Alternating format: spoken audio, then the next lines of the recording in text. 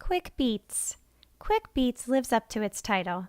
It gives you and your students the opportunities to create quick beats that they would hear in music that they listen to often, whether on a streaming service or in your classroom. Let's take a look at how you and your students can create beats, how to access templates, and ideas for how they can be used in an elementary music class. We begin by placing the kick drum on beats 1 and 3 and the snare on beats 2 and 4. We add a closed hi-hat as eighth notes. You can click on the ellipsis, the 3 dots of the track. You can change the volume, reverb, attack, decay, sustain, and release. And you can pan the track to the left or right. I am going to add another hi-hat and pan them. I will also add the clicks on 2 and 4 and change their volume and reverb. On the top of the screen, there are options that allow you and your students to set the loop to be 1, 2, or 4 bars, enable triplets, and set the swing subdivision. We can also change the tempo, add some swing, make the grid 16th to 32nd to 64th notes, and zoom in and out. The Select tool will allow you and your students to select multiple beats where they can delete it or copy and paste to another beat.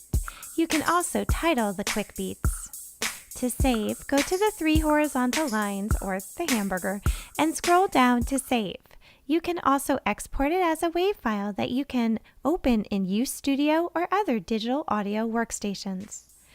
If you would like to access their templates, click on Trap Kit and click on drum machines like 808 or 909 or musical styles like hip hop, orchestra, Latin, etc. to have the quick beats set up with preset instruments to match the tracks. How to use this in your classroom. Here are some ideas to use QuickBeats in your elementary music classroom. Number 1. At the beginning of the school year, use a name chant to learn the students' names. Since you want to learn the names quickly, have them go through the chant with body percussion. Then launch QuickBeats to have them create a beat together and then perform the name chant again. Number 2. Have the older elementary students include a writing piece in our classroom and have them write a chant or a poem or a rap. Then have them use QuickBeats to create a beat to read the poem or chant or perform the rap. Number 3. With your younger elementary, use the nursery rhymes in the kindergarten curriculum or their favorite traditional children's songs and have them create a new beat to their favorite song. Number 4. Have your students explore swing by experimenting with the swing percentages.